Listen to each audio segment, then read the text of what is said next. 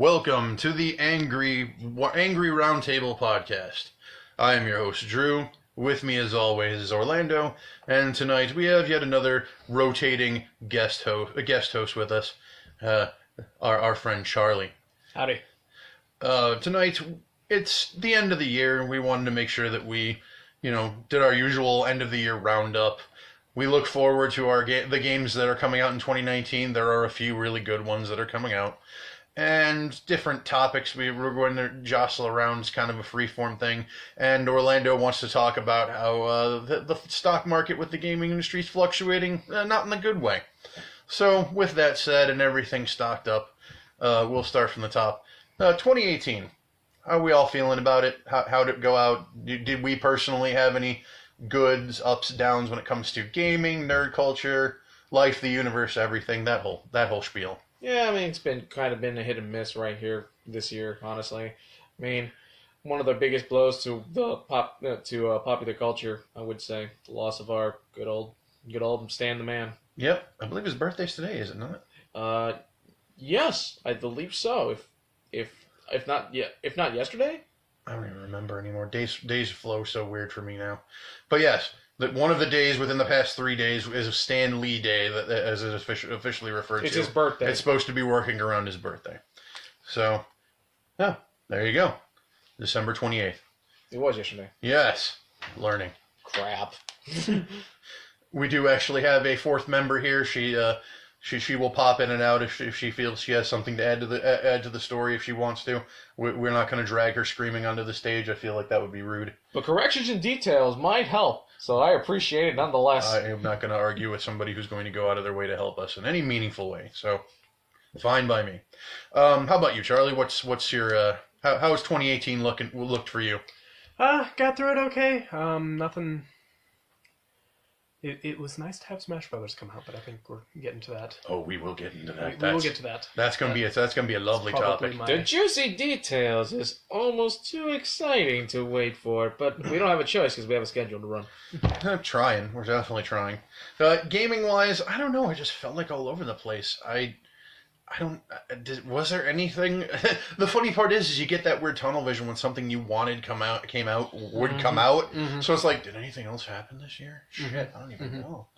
I don't even know if I grabbed anything else. Yeah. I grabbed a couple of indie titles. The Messenger came out. I've lauded that on several other podcasts. It's an amazing side-scrolling Ninja Gaiden callback. Not as difficult, thank God. But hooray! Tecmo was not the head of it this time. Well, no, it still has challenge, but it's fair challenge, and not the Super Meat Boy, it was all your fault to begin with abusive relationship challenge but you were the one who had to figure out how to do it, so it's your fault that you got hit by those grinding things. It doesn't work that way. Some things you just have to have a learning curve so you can comfortably scoot into the game and feel good about it. So not saying Meat Boy's bad, I'm just saying. So it's got like a Mega Man, or at least later Mega Man-esque sort of feel, where you're given a control environment to give a concept a shot before they decide to throw monkey wrenches at you. Yeah, essentially. It actually builds up because it has mechanics that are already in the game itself that they want you to learn how to use. There's something that there's an air jump ability that you get if you strike an enemy or strike a background item, because there are several lantern items that are floating around, kind of like Ninja Gaiden, that are eternal items that you can keep slashing at. When you do that, you get additional jumps every time you slash an enemy, and you can get them ad infinitum as long as you're still attacking while you're jumping. And that you get different abilities, like you get a glide ability, you get the ability to do dashing in the middle of the air. So the game is an ever-evolving thing, and playing as a ninja is always fun anyways. And as the game progresses and you play through like the first third of the game, it actually evolves in a way that you really weren't expecting. If you really want to see a really good review of it, The Completionist does an amazing review. I think the man actually puts his money where his mouth is on this one, because it was one of the few times where I actually went, okay, so he's actually going to go and back this so bad that he's giving out free copies of it. Yeah, he was actually giving them away as part of a contest when he actually did the review for it. Nice, and it's like, cool. Crap, I can't argue with that. Yeah. Okay, good word, George. Yep. Another game I played was a game called Gris, which is An emotional platformer, I guess would be what it was called. It's gorgeous. The art style is breathtaking, and the music for it is soul shattering, and I love it. It's not a slow game. You would get done with it probably in an evening if you felt like investing the time in it. There's little extra items you can get. I don't know what they do. I honestly don't care, but it's extra collectibles. Otherwise, the game itself is pretty straightforward, and you don't feel completely lost for very long because of the different mechanics that you eventually get access to. So I can't recommend it more. And the soundtrack for it is, if you need to fall asleep, that would be what you would play. So yeah, those are again, indie titles. As far as like main lane stuff, I don't even know. I don't think I picked up anything major for myself. My son, I ended up grabbing the Let's Go Pikachu game, and he had ended up getting Let's Go Eevee from a family member, so now he has both games, and we'll probably play through both of them. Why not? He says they're fun. I'm going to take his word for it. He hasn't been wrong about Pokemon games, so I leave that up to my experts when it comes to that kind of stuff. And apparently it's an easy enough game where you can pick it up and put it down where you don't feel like it. The learning curve is obviously made for a younger generation, but I know people who played it who are filthy casuals, quote unquote, who play it and absolutely have adored it. Like, that was their entry. If this was their entry into Pokemon, they love Pokemon just because that game was so easy to play. If there's anything that filthy casuals are good for, it's testing fodder. Yes, when it comes to that kind of stuff, if you want to throw someone to the wolves when it comes to that kind of things, casual gamers, quote unquote, are the way to go with that kind of stuff. Because if your casual gamers love it, it's likely any baseline individual who's a gamer but wants to get into a specific genre they never were into, that's their entry point. And you can pinpoint it effectively that way. So, 2018, honestly, it felt like such a blip. I mean, I'm sure there was enough controversy and headaches that you could probably fill, an industrial drum with. But I think that's only for the later parts of this year. Honestly, otherwise, I feel like 2018's been underwhelming. Yeah, it's kind of a whisper. Again, I'm sure any of our fans will probably be screaming at their podcasting device of choice, going, "There was so much controversy." We try to avoid that nonsense. If it's something that's actually an industry thing, like with the stock issue with the gaming industry, that's fine. But we've already established before on this podcast, we don't talk about that kind of stuff unless it's brought up in a format that we feel is comfortable, and no one's going to start stabbing each other over it. Or if they're going to stab each other, it's at least signed by some kind of commission and is notarized, and we have insurance built into it, like a good boxing match would be. So 2018 went out with a whimper. No roaring here. 2019 is where we're going to start seeing some cool stuff. The first quarter of 2019 for me is Kingdom Hearts 3. That's what I'm waiting on. That's what I've wanted. That's what I own a stupid PS4 for. That's it. I know. I'm going to seem like an idiot for owning that system just for that game. No, not at all. But shit, I bought an Xbox One just to play Dynasty Warriors 8. Well, no, the stupid part is that there is no Extreme Legends version of that game, so I was kind of stuck with the fucking paperweight. But at least I got Killer Instinct out of it, so that's okay. You did get Killer Instinct out of it, and that was free. Oh, nice. Very nice. Not bad.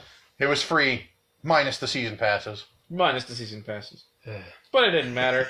Eventually, the game was available for like $20, and I got that shit the moment it came out. So, I'm okay with that. But 2019, let's see, Kingdom Hearts, you have at least had a easier time waiting than the Final Fantasy VII fans. I'm feeling like those individuals should just stop. Don't hold your breath. Because you're gonna asphyxiate long before that game even comes out of beta. Look, at least they're doing better than the Half-Life 3 fans. Who is still left holding that torch? I want to know what atrophied mummy is still standing there hoisting that flame. Is it coming? I know it is. It's coming. It's probably all the leftover people now that Duke Nukem Forever came out. They had to find something else to move on to. So Charlie makes a valid point. It is definitely. Duke Nukem can come out after 20 years. That's right. Barely certain Half-Life 3 can too. Hope springs Assuming eternal. Valve doesn't go bankrupt. If I hope springing eternal, you mean the sewage pipe exploded and just covering everybody in raw filth? Yes, that's what Same Duke thing, Nukem really. Forever was. I mean, literally, you can grab shit and throw it across the floor. Whatever boats your float. I'm not gonna judge. I know friends who fought me tooth and nail because I did not give Duke Nukem the value that it was supposedly had. Whatever that was. I'm not here to A argue. cheap fudge round from the dollar store at 45 cents a pop. At least you get more for that than you would the game. That's fine. And most people who I've actually watched who did reviews of the game said it's a Duke Nukem game. If you were waiting for a Duke Nukem game, there's your Duke Nukem game. 20 years too long. 20 years when the culture has already evolved way past that kind of style. Yeah. There was never a need for it anymore. Never a need, never... It's Never literally a want. literally the Duke Nukem, and the subtitle should be, I asked for this. And the answer is yes, you did ask for it. Mm-hmm. You just weren't the same age you were then when you did ask for it. Mm-hmm. That's the problem. Yeah. Oh, look, potty humor and sex jokes. We must be back in 1999. So I brought up Kingdom Hearts. That was my game for 2019. I was looking forward to. How about you, sir? Orlando? Unfortunately, I don't really have anything looking forward to in terms of games coming out for 2019. And so far, the lineup... Okay, Tales of Vesperia Remastered was one game that, well, there are people asking me to try it out. So I'm like, alright, I'll give it a shot. But it's not a game that I personally am looking forward to. I mean, I did become more interested in the Tales games as a whole after playing Tales of Berseria, because, and those who have watched the previous podcasts, yes, I'm a diehard fan of Tales of Berseria. It's my favorite Tales game so far, though that's not much to say because I've only played 2. But god damn do I love Tales of Berseria. So, and people who have told me about Vesperia, they're saying great things about it. So I'm like, oh great, I guess I can look forward to that, I guess. I don't know, but it's like a... it's an for me. Not that I can afford it at the moment, but hey, when it comes, I'm sure I'll be in for a good experience. I feel like the indie gaming scene is where you get the most value because it's not expensive to get in on the ground level, and when it comes to sales on like Sure, the why eShop Call it or Steam sales, you can get so many games for like $10 and under. It's kind of silly how much value you can actually derive from that. Are you kind kidding of me? stuff. I put like over 100 hours in Pocket Rumble alone. There you go. I love that game. It should have been on a Game Boy, damn it! But it's amazing. True. It's so simple in design, and you just gotta love the characters. I like playing that little ghost girl. There is nothing more fun than winning every round and possessing the person right after you beat them. You know what needs to happen in 2019? Someone needs to find a way to get hold of the licensing for Scott Pilgrim and put that out again, so that the rest of the world can actually grab hold of it. Because that's a dead IP that people, again, if you didn't grab it in that very small window when you could have bought it, you don't have access to it anymore. I don't know if that ability still exists for you to do it, but when I actually bought it, it was about a year after they'd actually stopped selling it.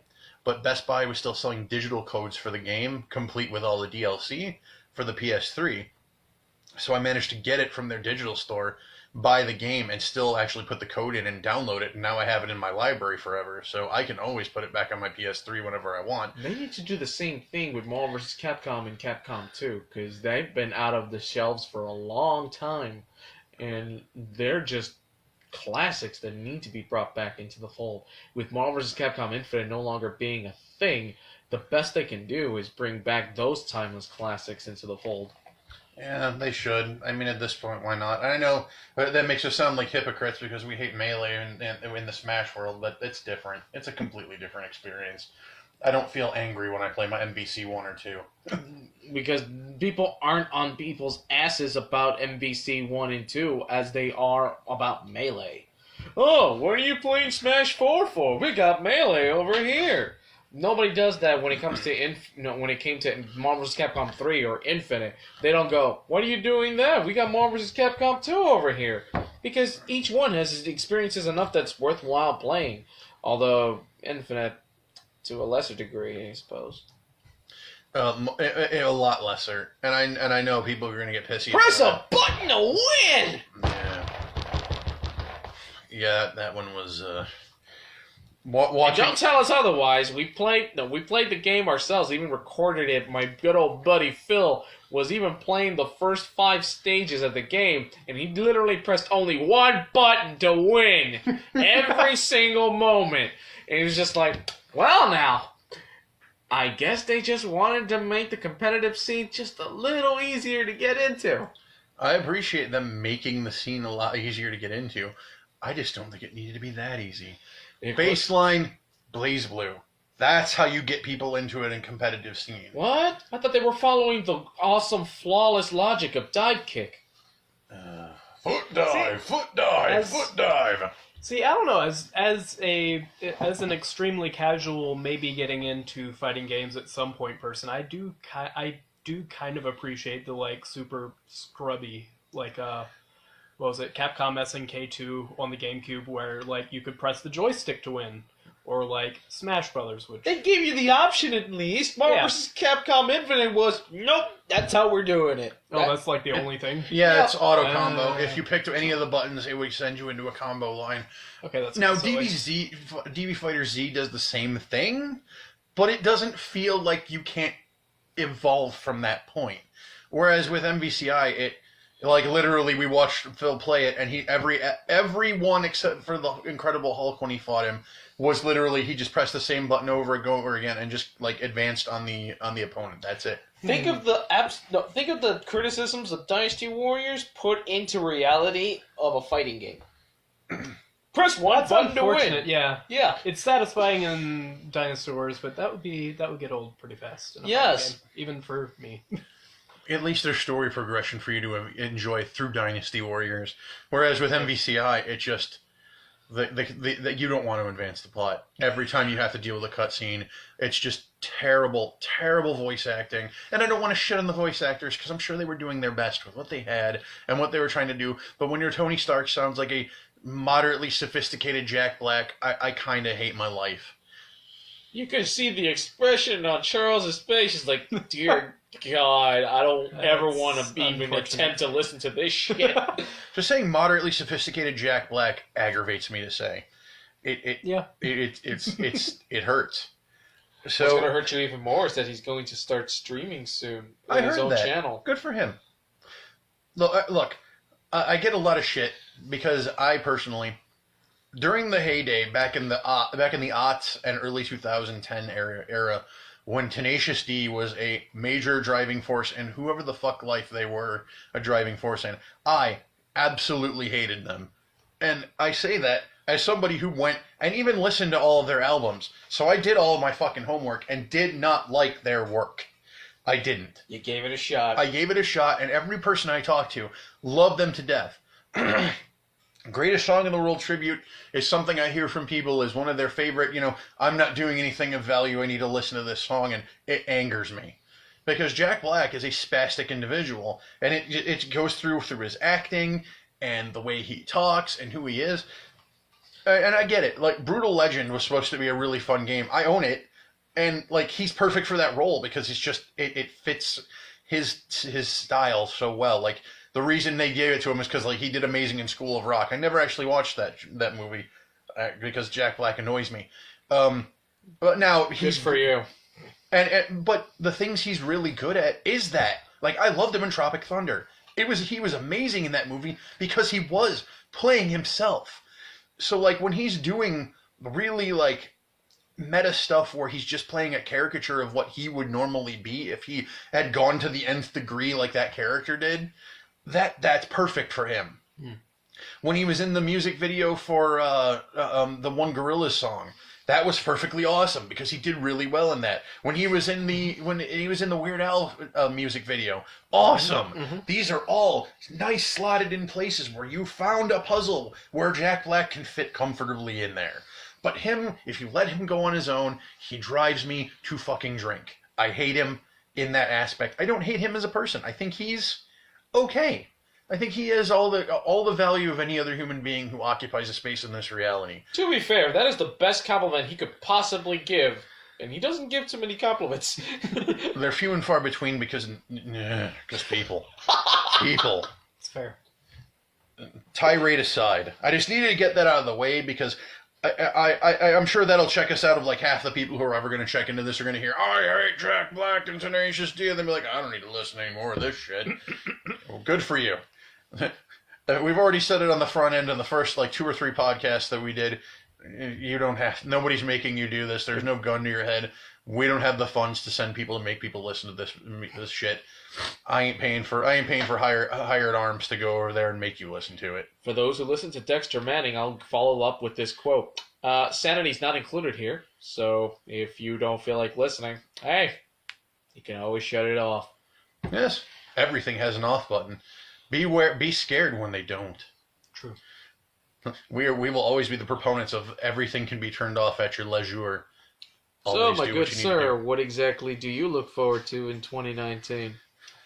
Well, I don't know when stuff is. I'm going to be riding the Smash train for a while, and kind of like we were talking about earlier, I have been gravitating more towards the indie stuff than the like AAA stuff. Anything in particular that you found interesting in the indie scene that piqued your interest? I played Deltarune, the first chapter of that. That was a good time. I am looking forward to seeing more of that. Probably won't happen in 2019, but whenever that comes out, that will be a good time. Considering it just came out of nowhere with having Deltarune out in the first place. Exactly. I mean, you could always just go and play Undertale again if you feel like you need to fill the gap. It's a distinct possibility. I would like to see FF7 come out because I actually never got on the FF7 train. Everybody hypes it up like the greatest game, and Considering it's being told that it's one of the greatest games ever made, yeah, they do tend to hype it up just a little bit. and I've played it a couple times. It's the best game ever. That's not a difficult thing to do, right? Yeah. I've kind of had a few like stop and start, run out of attention span kind of experiences with it. It hasn't really clicked with me yet, so I would like to see the remaster. Maybe that will click with me better. I don't know. It'll probably happen when the PS5 comes out, because I've heard rumors that it's going to happen when the PS5 is out. So they've kind of dropped the ball on that if it happens to be true. A little bit. And this is almost as bad as the time they decided to make the tech demo for the PS3. Oh my god! Final Fantasy VII's getting a remake. What the hell's with this tech? No bullshit. yeah. It is stated on many occasions that people really thought that tech demo was a dumb idea. Gee, I wonder what made you think that. I know. I'm dredging up, but it was a stupid idea. You could have put any game in front of that, and you put Final Fantasy VII, where there were people who were literally waiting for somebody to say something about a remake or a remaster or a redo, whatever. For you, Charlie, my statement is this. If you didn't get it, you may not get it ever. It may not be your thing. You're not in the same place you were when a lot of us played it. This is true. I played it in my teen years, where a lot of the stuff that they were grappling with, because Cloud and Tifa were in their late teens, early 20s, that stuff, it resonated with me because they were dealing with shit, interpersonal relationship stuff that I was dealing with at that point. Mm-hmm. So the lock-ins for it, if I play it now, I'm playing it purely for nostalgia, and maybe to see if there's shit that I had never seen before, or, dialogue boxes that I'd never caught on one end or another. For me, that's the value I would get out of it. Now, I'm agreeing with you on this one. Wait for the remake whenever it comes out, and go from there. If it piques your interest or they do it upright, that's fine. Honestly, they have a perfectly functional engine that they could build the whole thing on. I think they actually are. They're using the same engine they're using for 15. Yes. So It's an advanced version of the Unreal Engine. So they already have their building blocks. The problem ends up being that the people that they're putting in charge of it seem to not be able to get on the same creative path as the rest of the group. The art director is still the same guy, but the problem is that they first sourced it off to another developer. I believe was in New Mexico or was in Mexico itself. But either way, that's when it originally began. And then they realized they weren't liking the way that they were working on, so they had to essentially scrap 2 years of work to start all over. So that's going to be fun, ladies and gentlemen. They probably saw the build, they were probably liking it, saw something wrong with the screen, and they're like, you know what? We're starting the whole thing over. But we can fix it. No, it's tainted. Delete everything, and we'll start over from scratch. The problem I have with those kind of thought processes is... It's probably what happened with Kingdom Hearts 3, and you know it. It's the same art director, if I remember correctly. It is. And the issue I have with that is you cannot be... I get it. I appreciate that you have a standard. But with that kind of thing, and with how much development hours it takes to make something like this, these games take years upon years to make even rudimentarily functional. And when you scrap 2 years of work, that is scrapping 2 years of legitimate time that you have an entire dev team working on building this thing from the ground up, and you kick the blocks over like an angry 5-year-old. You couldn't go and just say, fix that bug or change that graphic. No, you have a standard so goddamn impossibly high that the people you're working with are never going to reach it. You have set the bar so high, you're getting to Half-Life 3 levels at that point. You are. Because I don't think Gabe Newell wants to put out Half-Life 3 or Half-Life 2 third chapter, whatever the hell it's going to end up being. Half-Life 2, Episode 2. I agree with Philip. His statement is this. Gabe Newell will never release Half-Life 3. He can't. Because every time they release a Half-Life game, they have to go and make an entire another rung of graphical capabilities and gameplay. They have to revolutionize every time they make one. They have to one-up themselves every single time. And they can't just do what they have. They can't just do a game. They have to do something revolutionary every time. Blow them out of the water. But you're the only one you're facing. Who the hell else is making a Half-Life-esque game other than the fans who went and made Black Mesa using the Half-Life 2 engine to remake Half-Life 1? For whatever reason they felt to do that. I give them all the credit in the world for doing it. Kudos to you. It's not all wrong. I mean, somebody actually did the same thing with Super Mario 64 using the Odyssey engine. That sounds exciting. It looks beautiful, and I mean, it's definitely a lot of the work's already been cut out for them. I mean, the power stars are in Mario Odyssey, which I found out today, because yes, I'm barely playing it. Shoot me. I'm barely playing the son of a bitch. I spent 6 hours as the motherfucking T-Rex. That sounds like fun. Yeah, that's all fair. That's what I wanted since the very beginning. When Yoshi was introduced in Mario World, I'm like, okay, so we're going into dinosaurs now. Let's bring the real dinos into this to make it better. And it took them 20 fucking years before they decided we're gonna add a motherfucking T-Rex to this. Okay, you piqued my curiosity, and when I finally found that thing, guess what I was playing? The motherfucking T-Rex song. Mm-hmm. I'm a motherfucking T-Rex!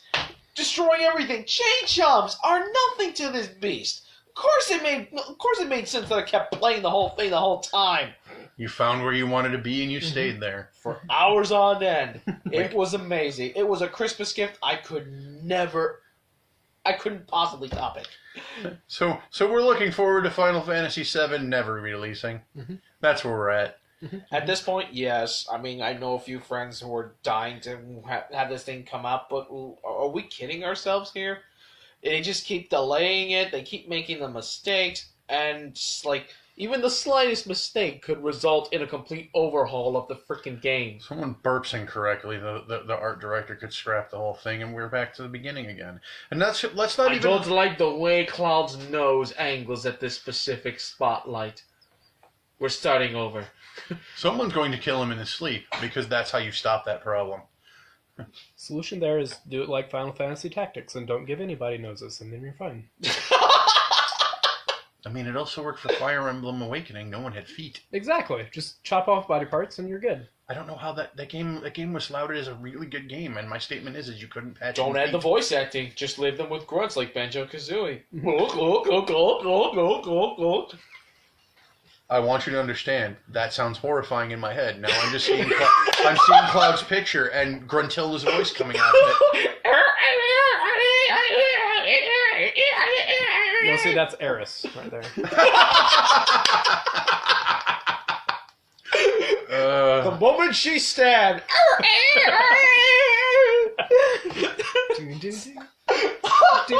That would certainly take the emotional impact out of her getting stabbed. It's like, she's finally stopped talking. Oh, that's Vincent will stay silent. No, Not even voice. He's just dot dot dot. I'm fine with that.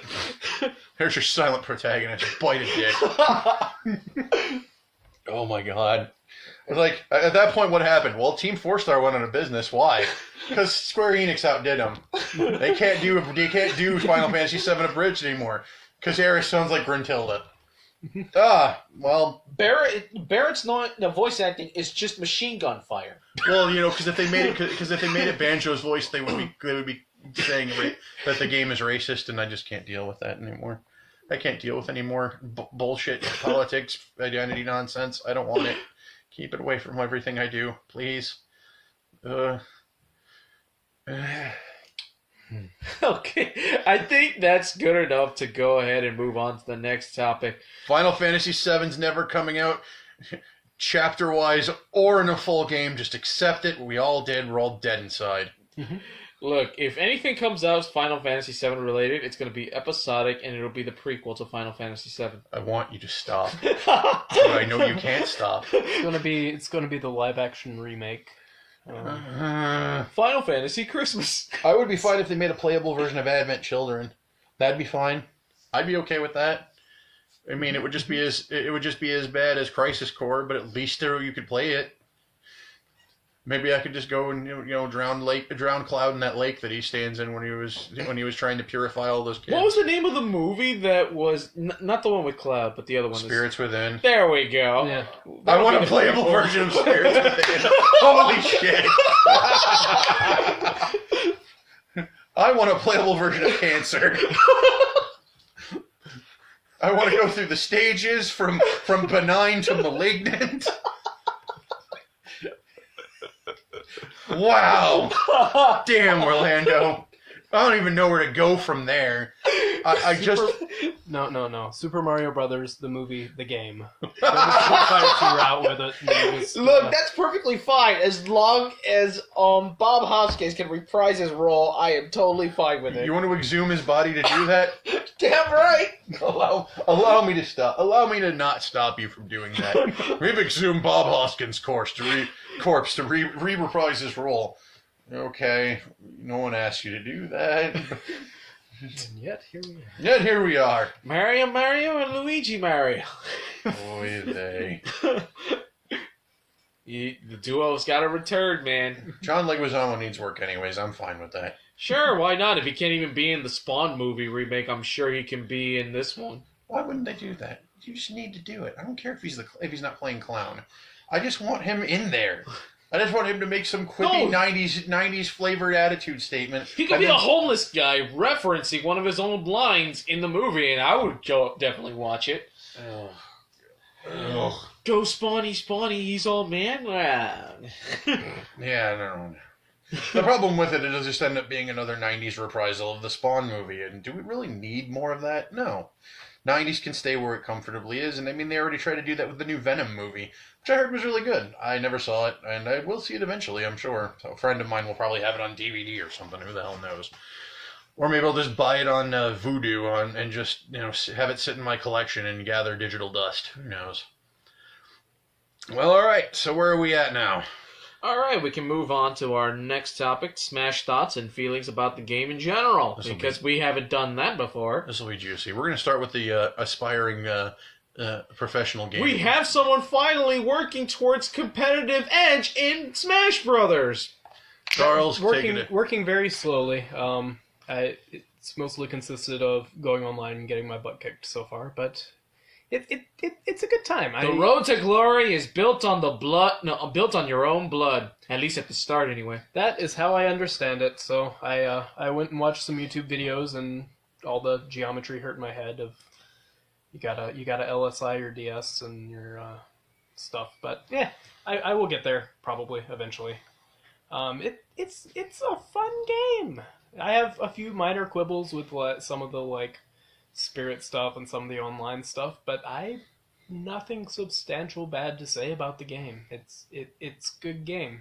What do you think about the additional roster being for later this year, for later next year? I am excited for it. I am definitely going to pick up Joker. I need to actually remember to go home and pay for the Fighter's Pass. I will pick that up. Not always a big DLC guy. I didn't get all the DLC for 4. That's okay. It's only been like one of the best ever, but that's fine. You know. So it was actually exciting. I got a few new, quote unquote, new characters. Like I'd never played Corrin before, so that was kind of fun. Corrin I've seen Corrin a lot on the online.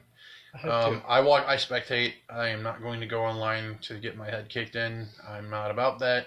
He is one of the most broken Fire Emblem characters, so. Yeah, well, I'm just happy he doesn't play like every single other Fire Emblem character. Oh, really? Because here I thought that he was the master of the counter, kind of like every other Fire Emblem character. Well, yeah, but you know, he's got moves that aren't the same. He's like more pretentious than every freaking counter character in the game. He still has Shulk, which might as well just been another. Fuck Shulk! Okay. I don't care what anybody says. Fuck Shulk! In Smash 4, he was the worst when it came to counters. Yeah, counters are a pain. I say as a guy trying to learn Incineroar, but yeah. How many characters now are there in that game that actually have a counter of some kind? Incineroar, the Fire Emblem characters except for Robin, so that's Roy, Corrin, Lucina, Ike, Marth, and Chrom, so that's 7, 8. Little Mac, right? Little Mac. Technically Peach and Daisy, so that's 10. Sorta Game & Watch, kinda, sorta, not really. No.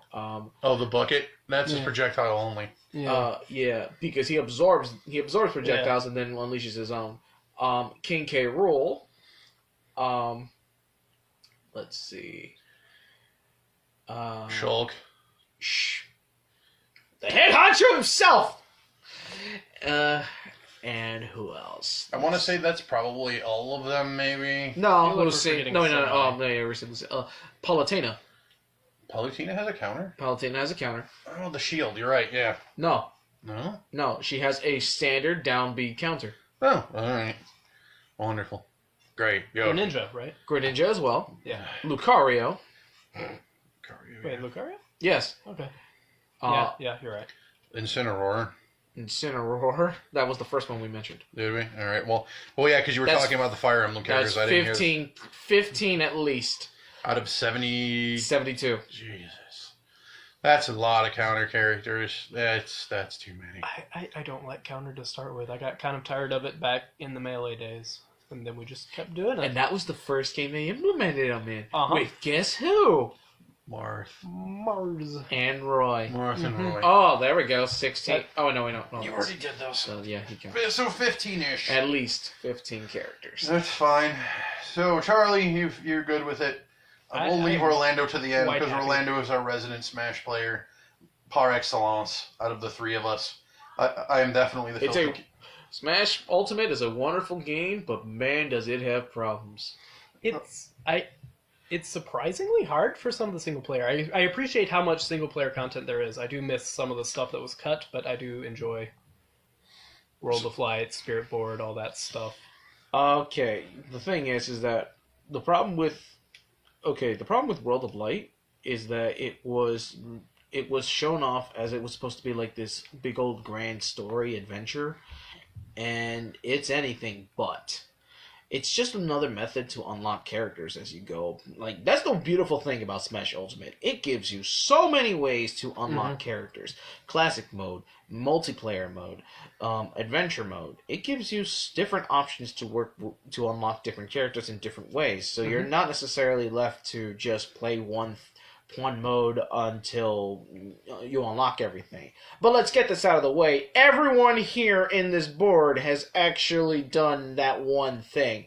Played one mode until they unlocked everything. Although some of us cheesed it with a certain known famous glitch.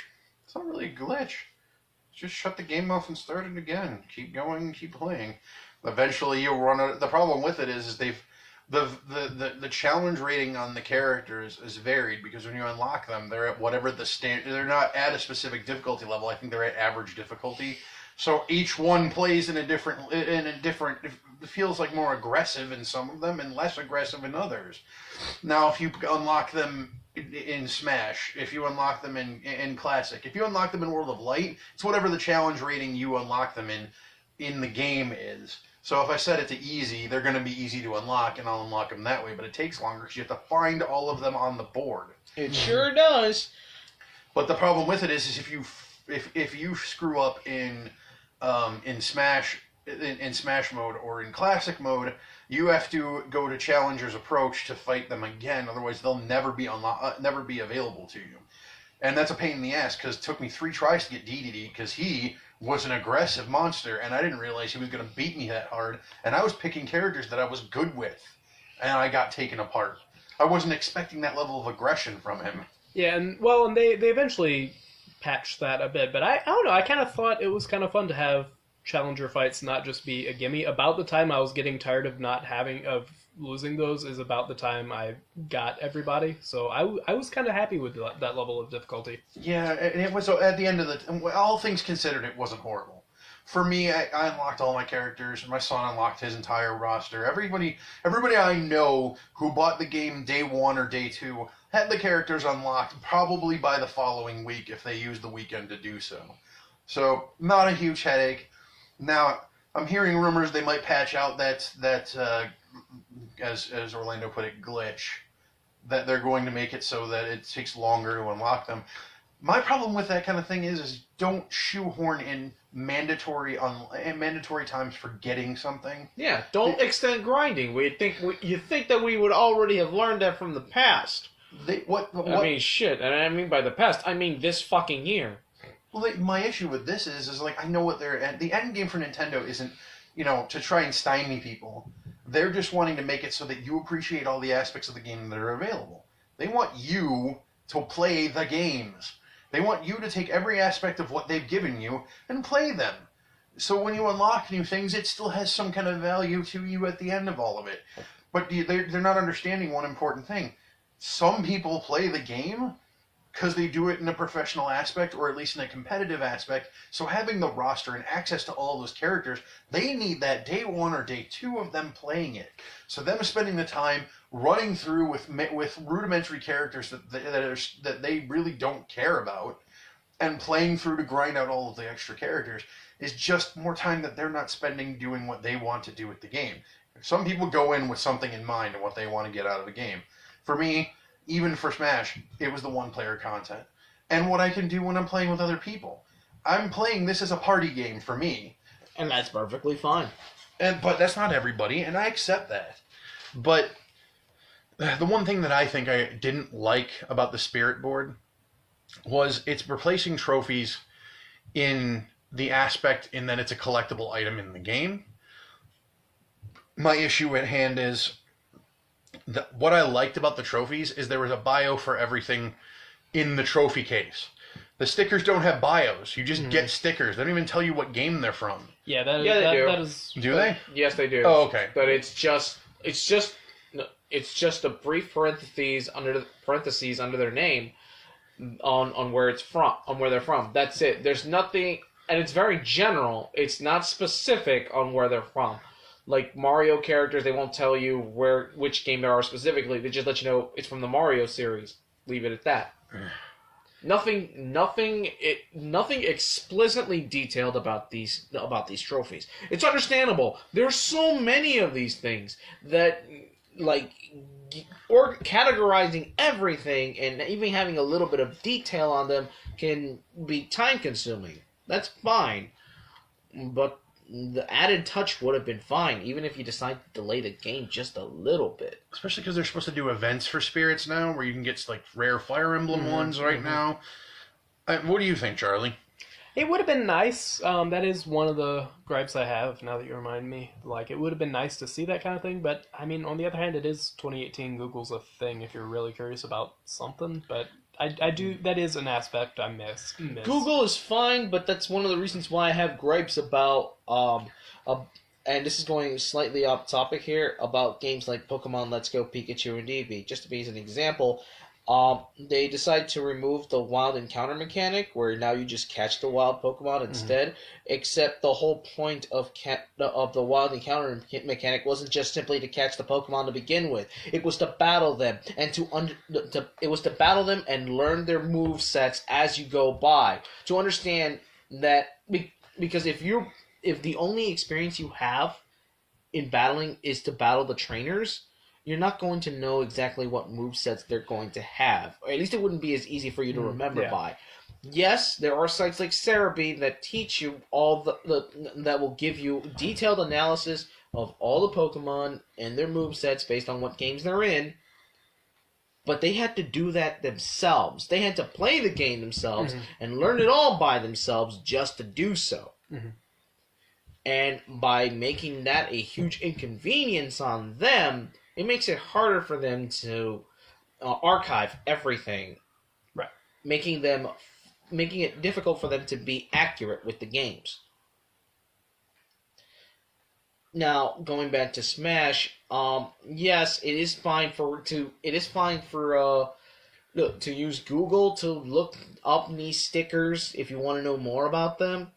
But that's an inconvenience in them. That's an inconvenience altogether. True. Why should I have to go on to a separate source to go look up for a character if you can just have it right there in the game ready for them to learn? Even if it's just a little bit where they can just go and look up the info for more, when you can have the base data right there ready for you. True. I guess that's just kind of something I'm used to, because I remember even like back in the Melee days where you did have the like bios and stuff. I remember and the internet wasn't as prevalent back then, but it still had enough of that info online for you to look up. The thing with it ends up being is that it even said it. You'd even have to admit it. Melee. A lot of people didn't even know what the fuck Fire Emblem was until exactly. That's what I'm thinking of. Yeah. You and I are on the same page with this. It was an opening to other gaming in general.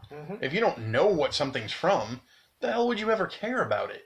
And with the bios or that kind of stuff, and yes, you're right, it's unreasonable for how many spirits that you have access to. It's unreasonable to believe you're going to have bios for every single thing. But a little blurb doesn't take that much. I don't know. No, you're absolutely right. I'm just trying to play devil's advocate on what their reasoning could be for removing bio from said spirits. I dig it. I understand. But I don't find it to be excusable. I think I think they should have at least made the attempt, because it's not difficult to look up online to go and find out what these characters are. Yes, you have third-party characters, but you could have at least added info from your own series of characters. I mean, the majority of those stickers are Nintendo themed. Here's what they could do. Now this is just a theoretical. They could go and there are special stickers that special spirits they're going to give access to people through events and stuff. They're going to making those extra. They're not going to be part of the basic roster. I'm going to assume that I have no idea what the fuck's going to go on with any of these. When you acquire all of the available stickers, then they would unlock or I keep saying stickers. I mean, Brawl. Damn it, Brawl. They're pretty much still stickers. Damn it, Brawl. Spirits. When you get all the spirits, all the main spirits that you can acquire through World of Light and the Spirit Board and all that stuff, then they unlock an actual the Spirit Hall or the Urn of Spirits, where you can actually look at your entire collected stash of spirits and maybe have a little blurb for each one of them. Because again, this is stuff from Nintendo's history, stuff from gaming history in general, that they can you give somebody a reason to keep playing World of Light. There you go. Make that where it's like, why do I keep playing World of Light? I'm grinding for spirits, so I have the full roster of spirits, and I can just look at that stuff whenever I feel like it. Remember, World of Spirits is just mere, and I do agree with you on that. But remember that it was merely just another way to unlock characters And collect spirits. Yeah, but they're like pushed aside for the for the characters. Not at all. It's 80% of the game. Yeah, to beat the yes, but the whole goal is to go and rescue your friends that are in the roster rather than the spirits. You can ignore so many spirits until you have to deal with the very few that block in the way from unlocking a character. 72 characters. Hundreds of spirits. Again, The percentage is not in your favor, Sailor.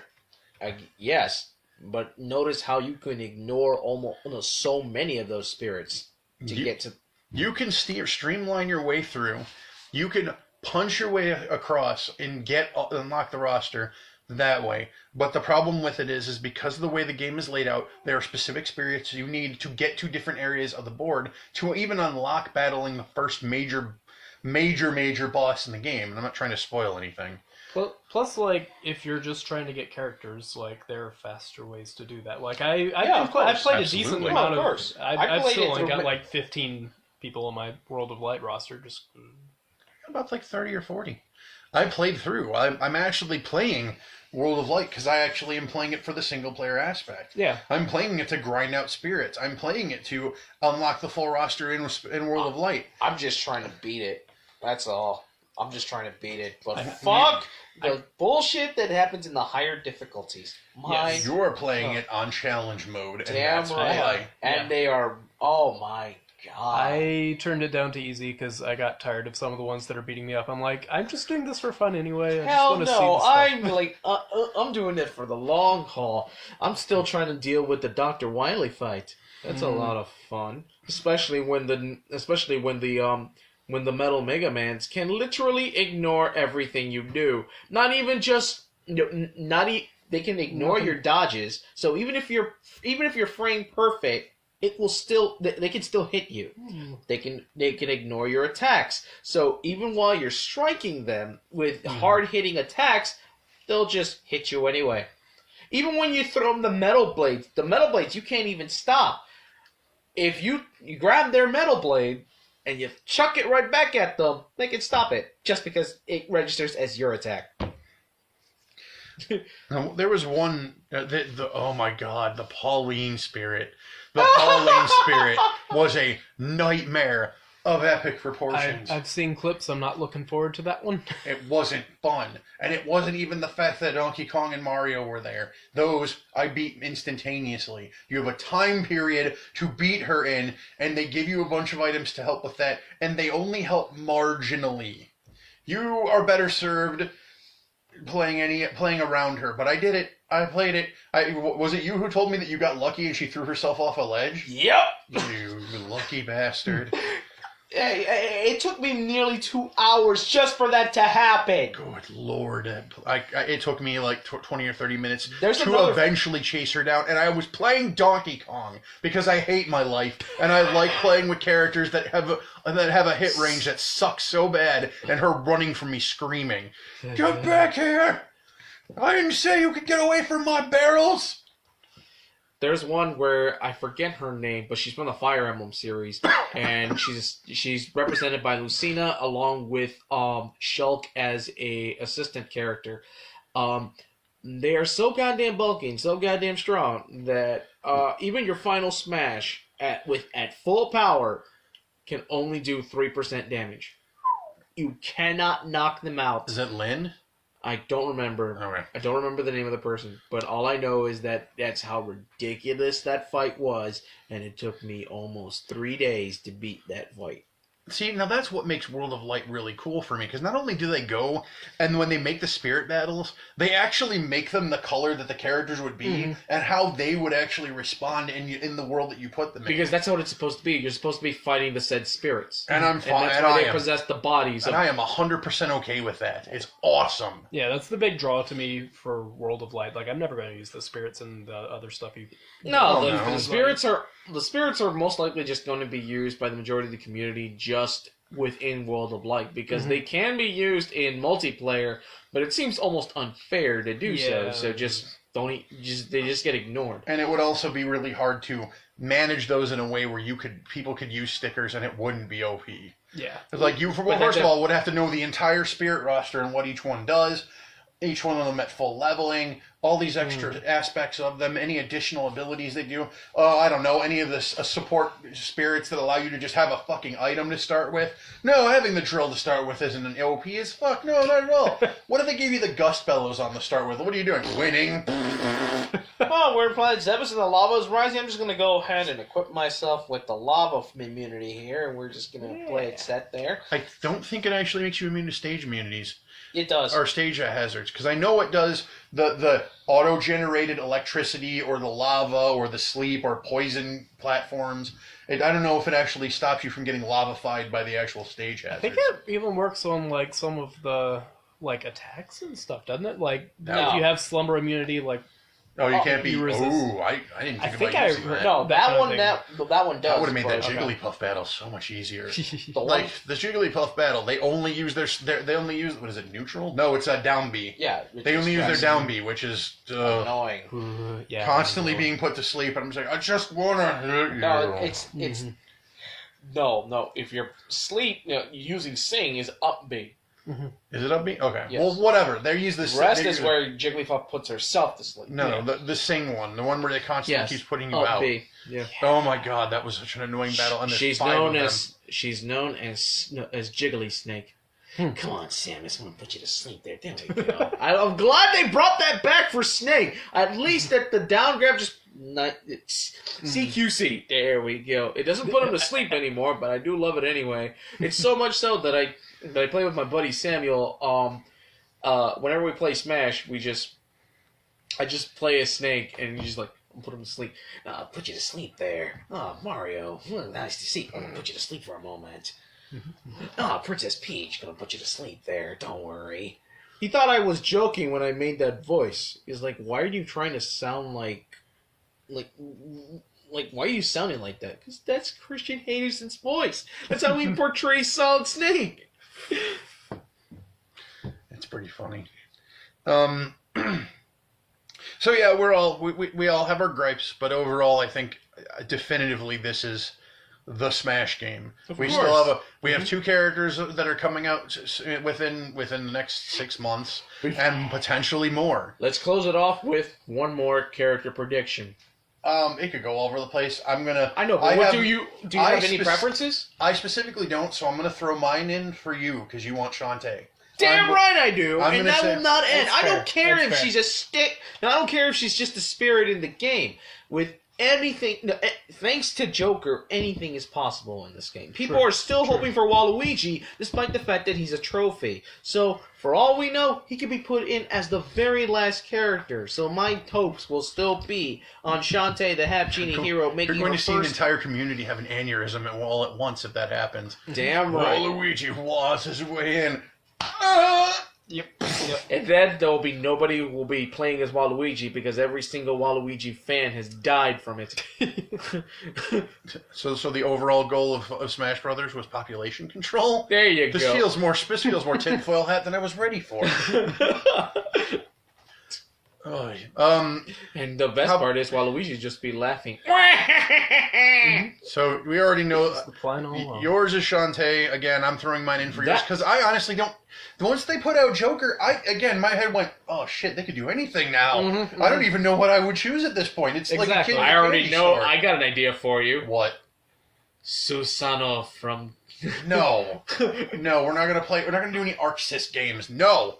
Come on! You know that would be absolutely insane. And they already tried it with the crossover Blaze Blue Cross Tag Battle. All right, we're gonna go to Charlie now. Hi, Charlie. What Yeah. what are your predictions? I'm kind of in the same boat of like Joker and Piranha Plant were better ideas than anything I would have come up with. So I anything we get, we have pretty much anything I want. Come on, I mean, there's the band mix from the Sonic series. I mean, yeah. I mean, I'd like. How about Dracula from Castlevania? Stop it. I'm one of Yuri those people. Lowell from Sales of Vesperia. My girl really wants that, and I don't blame her. It's like She that. will get nothing. Maybe. I don't know. At this point, I can't say that. Yeah, exactly. I think I'm going to be that guy who's still hung up on Gino. Yeah, So that's that was- fine. That was the only one that like I got hyped up for that didn't happen. You know what? It is possible. Technically, It is. his costume is still not available. I don't know why they decided to omit that. They could put it in his DLC later. You know they could put in more They better Mii not fighter skins. They better not do that. They're gonna. Mhm. They're gonna.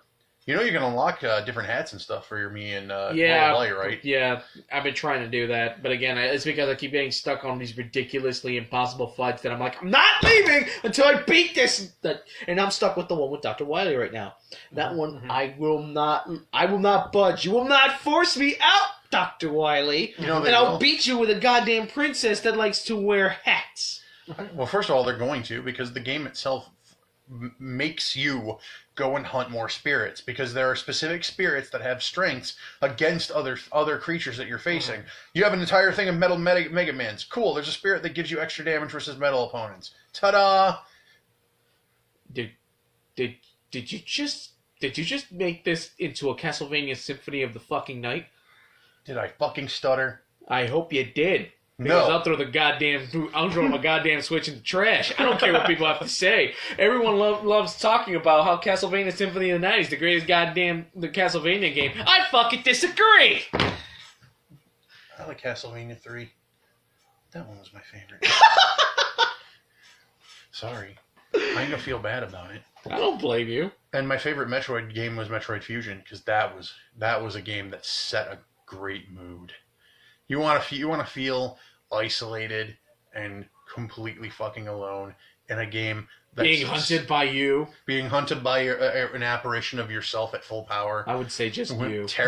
With terrifying music every time you get found by her. There you go. It turns Metroid from a game about adventure to a horror game before horror games were really a thing in 2007. No, I mean you still had the Resident Evil games. But I We- don't really think they were terrifying. No. I think the aspect of being terrifying was the same aspect that Five Nights at Freddy's used. You really are not really functional in the world that you are in.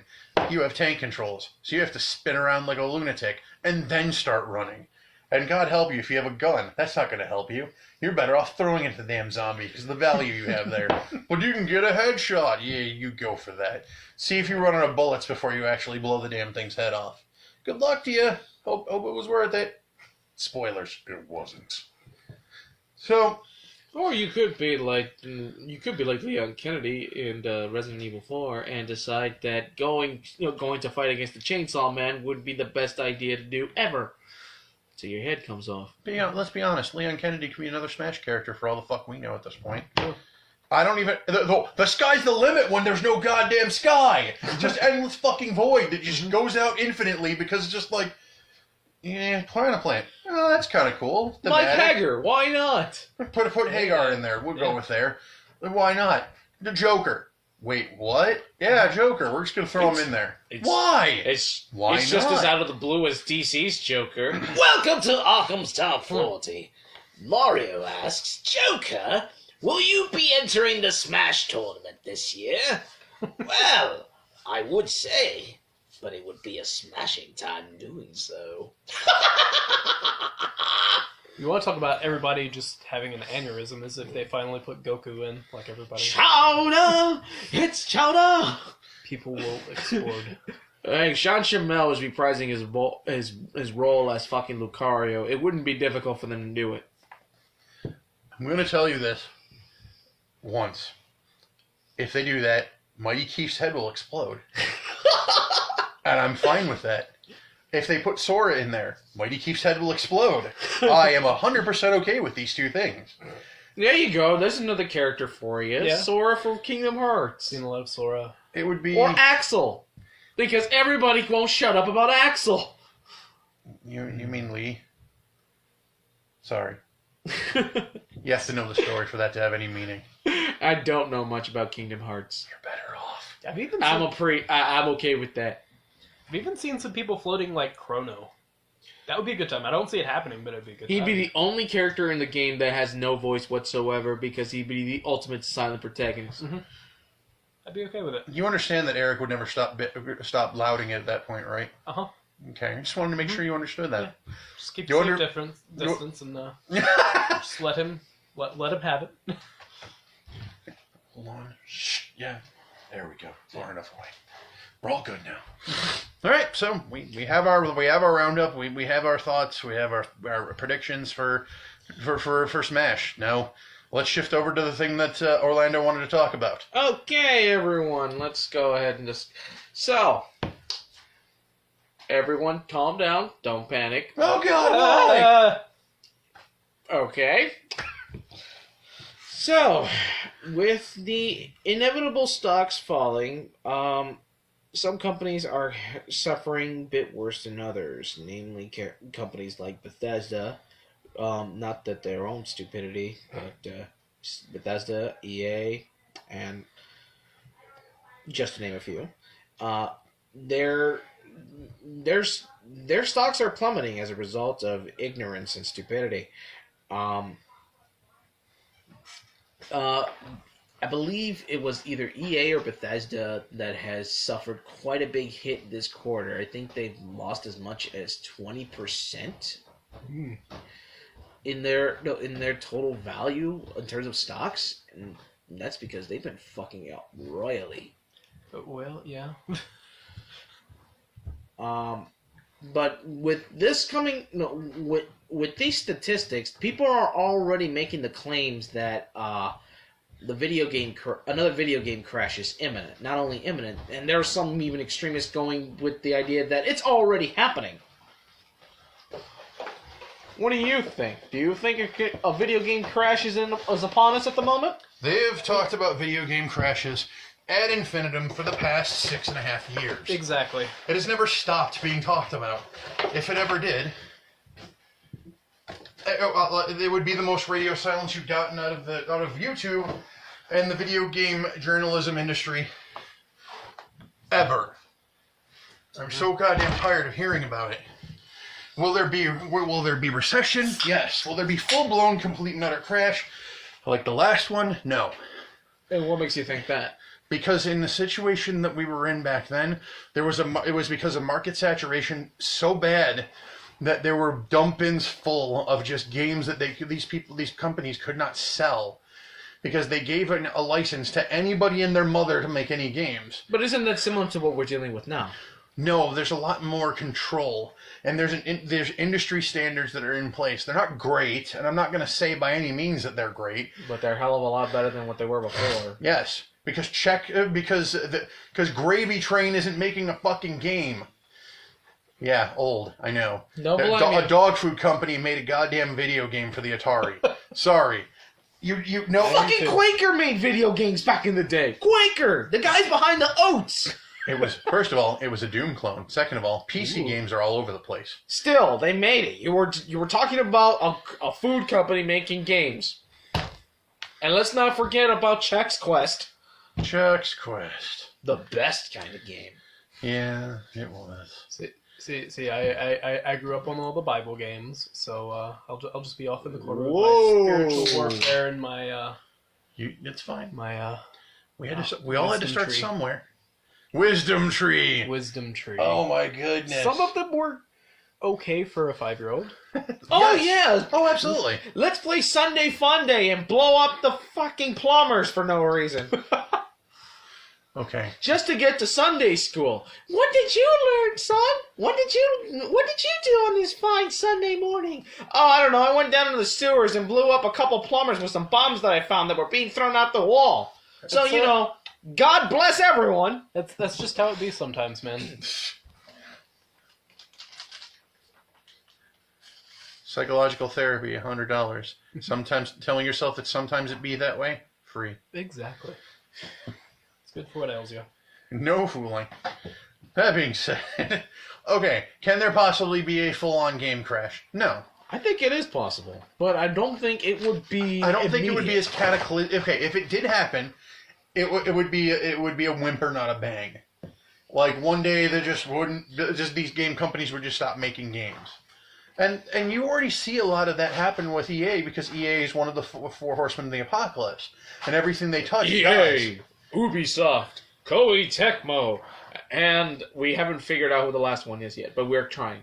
We're doing our research. Activision Taking Blizzard? applications. There you go. There you go. I don't know how we didn't see that, but I thought of them more as the devil, but whatever. Activision Blizzard, isn't there currently a huge sell-off of their stocks right now? Yes, they're plummeting at the moment as we speak. They're also divesting all of their resources into the mobile market so fully it would be upsetting to normal human beings if you didn't understand the integral workings of a retail company. I am actually 100% okay that they go to the mobile market because that place is already a cesspool of complete and utter shit. Allowing Activision Blizzard to essentially make a home there will at least give us one less disease to worry about. I'm fine with it, but they have to fully and utterly admit to the people who have glommed onto them, or even better, people who have been following Blizzard since the very beginning, that they're just done. They need to go because they already pulled their support of Heroes of the Storm. It's done. They're done doing it. They're not gonna. There's no esports support for it anymore. Now I don't know if there's no more game support either, which would be really sad. No, they said they're slowing down support when it comes to supporting the actual game.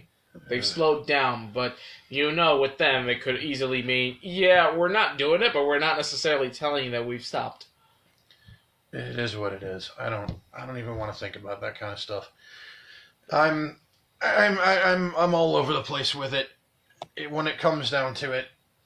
If there are specific companies that walk away from the industry like Konami did, it's probably for the best. Konami didn't need to go and make as many waves as they did when they did that, and piss off so many fucking people unapologetically, but they did. And any expectation you have in them at this point should be minimal at best, or none at all if you're smart. None. None at all. That's perfectly fine. For Ubisoft and EA's. We might as well just stick with pachinko machines. Bethesda. Hit the lever! Bethesda. I have never seen a game release so bad and break even badder every time they open their damn mouth. It shocks me. It shocks me. It's like, these people don't learn. You obviously haven't played Dynasty Warriors 9, have you? Koei Tecmo was already discussed, and we already made that. I will beat that horse even after long it's dead. We'll rip out its rib cage and beat it to death with its own rib cage. Damn right! I will be worse than Quan Chi after a fatality. Oh, look, you brought up Activision again. Awesome. Yeah, they own MK right now. No, NetherRealm Studios does. Is it NetherRealms? I thought they were owned by Activision. No, and I hope not. I think or is it Midway? No, it's Midway. Sorry. No, they separated. They're owned by Warner Brothers Studios. Oh, okay. That's not better. No, it's not. Anybody play Arkham City? Or not Arkham City. God, what's it called? The most recent. Technically, Batman is Arkham Knight. Yeah. Arkham Knight was the oh boy, an oldie but a baddie. Again, it's not making it better. No, it's not. As long as they leave them alone to let Warner them make Brothers is the honorary fifth horse. Fine, as pale as it's going to be. So, do you think that there could be a game crash? I don't really think there may be a crash as much as like a decentralization, because it's like I feel like it's relatively easy to just get something out on Steam. Like, I think it's a good time to be like an indie. I think that's the biggest problem, though. I think because of how easy it is to release games, relatively speaking, to that of like the 80s and 90s, there's just going to be a larger and larger saturation in games. And you're talking about quality control. We all know just how efficient quality control is on Steam. Okay. The Steam curation is absolute shite. It has been. Every time they improve it, all they're doing is just moving the shit pile from one corner of the room to the next. All they're doing At is least making sure at least they're following the floor, the model that we've used in actual dumps for the past 50 years. and that's fine. If they want to sit there and Febreze the room every couple of days and move the shit pile to another area instead of throwing it away, that's on them. It's their company model. They do what they want to do with it. If they're not willing to listen to the people who've been bitching about it, number one of them had been Jim Sterling up until 2 years ago when he just said he was just tired of doing it because it wasn't getting him the results he was believing he was going to get. They brought him to Steam headquarters and told him everything that they were going to do to make it better, and I do not think they followed through on any of those in any meaningful capacity. They fixed Greenlight. You know what they did with it? They replaced it with something else with just as much bullshit. Is there as much asset flipping? I don't know. I barely use Steam in any meaningful capacity because I'm on console gaming. I have a Steam account. I have a gaming PC that I can actually go and play most indie titles. But unless I'm sitting there doing so, I don't really pay attention to that stuff. I'm not going through the gaming list and finding the golden turds that are at the bottom of the toilet. I don't care. There are better people than I who have already done so. Those who are brave enough to venture into the vastly piles of shit that is the Steam library, I salute you, and be sure and advise you, take a goddamn shower afterwards. Steam, a steaming pile of shit. There we go. There's your tagline and probably the title of this particular podcast. Aw, thought it was gonna be the other one. I'm just giving him multiple options. just like Rocky and Bullwinkle. There's several names. See, I've not really had problems with Steam. Well, because if you stay to a certain point, my statement has always been this. At the surface level, all the good games are at the top. And then there's the indie titles that are below that. They might not be nearly as popular. And then you have the niche stuff. Mm-hmm. Then you have some of the weeb trash. And then you just keep going lower and lower and lower until you start finding Unity asset flips. It's like playing Downwell. It seems fun at first, and when you get really, and when you're going further and further down the well, you're like, I can't wait to see what else is in store. And then you find as you play 30 minutes in without dying, like, there's nothing here. What the fuck? All noise and fury resulting in nothing. Such as it is. So yeah, could the game market crash? Anything's possible. I put nothing out of the realm of possibility when it comes to... Do you find it likely, though? Because the way you were mentioning before, it seems like you don't think it's likely to happen. No, but the viewpoint for me is the way these companies are set, they would cut loose the infected parts rather than let their whole company collapse as a whole. The EA is really good at that. They buy up a company, they suck it for all it's worth and drain it of all of its life essences, then crush the withered husk like a tin can and toss it away. Holy crap, they are a spider. Yes. Well, it works well with the concept of, capitalism, webs, different... Oh no, capitalism. All of a sudden they're all calling us communist lovers. We're not doing that here. I know. No. That's the kind of point I'm trying to avoid. I dig but it. I couldn't help but make that joke. I understand. I get it. Stop. As it is.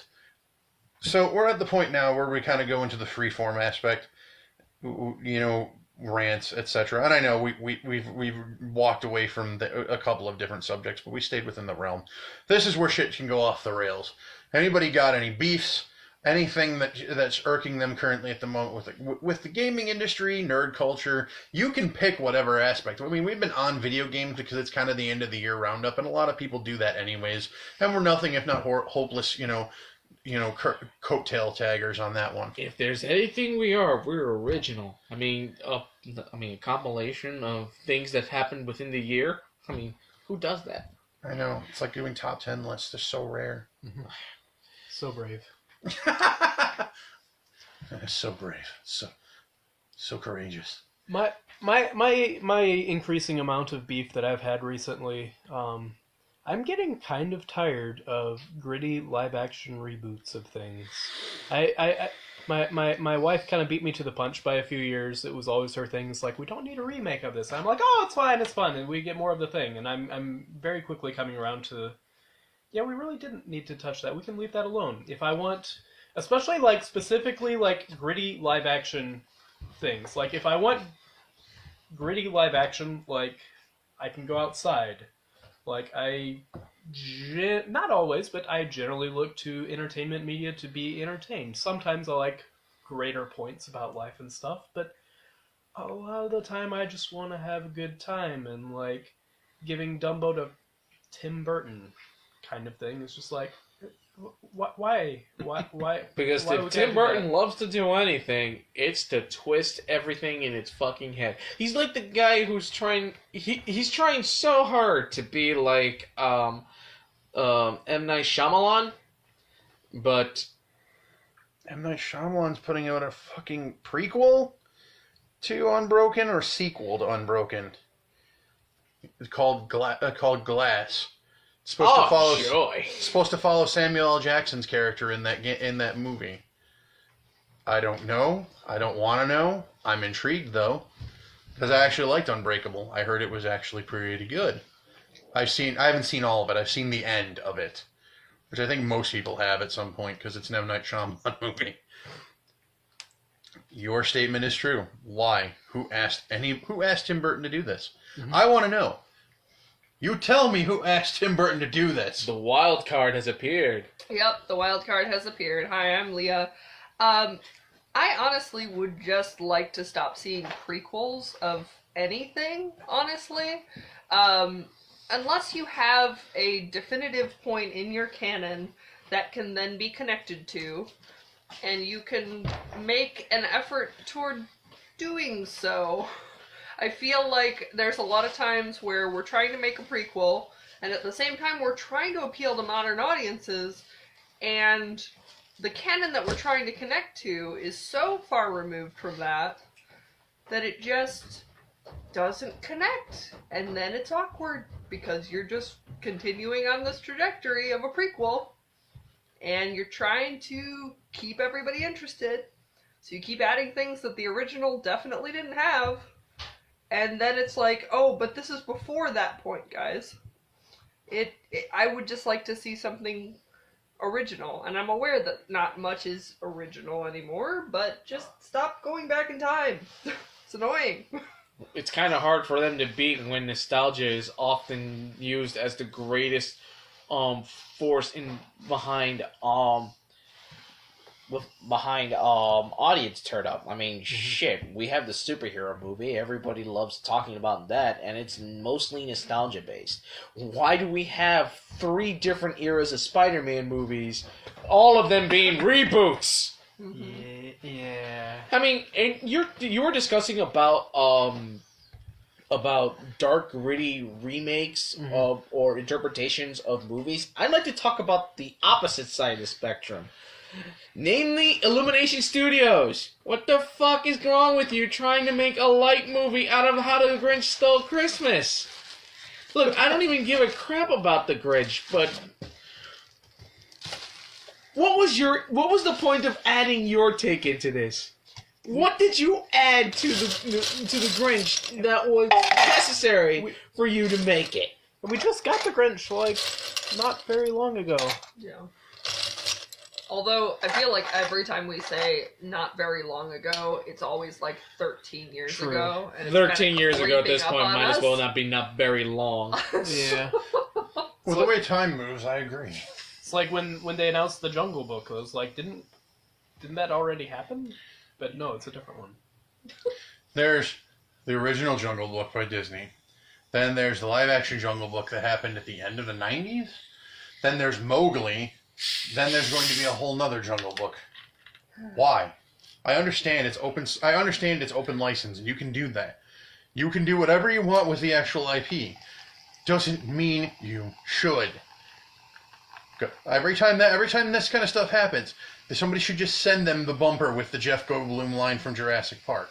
Just save yourself the headache. Hell no! Someone should send Suey from Family Guy when he went up to when he flew just quietly, goes through the airport, goes up to the person's house with the ladder, smashes him in the face. Don't do it. And just walks off. Yeah. I agree. Keep it subtle and keep it direct. See, I feel like that with the nostalgia pull, yeah, that's pretty obvious. But I'm seeing a lot of people following like specific actors that they enjoy, and a lot of it is, I hate to say it, in the sales. If you make a movie appealing, You mean like instead the Men of in Black giving video? everything away, but making it interesting when you're advertising it, and you start in a sweet spot instead of like 5 years in advance. I feel like there's some of them where you just get so tired of hearing about it that you're like, all right, let's make sure they don't hurt themselves, and you go to the theater. But that just kind of annoys me.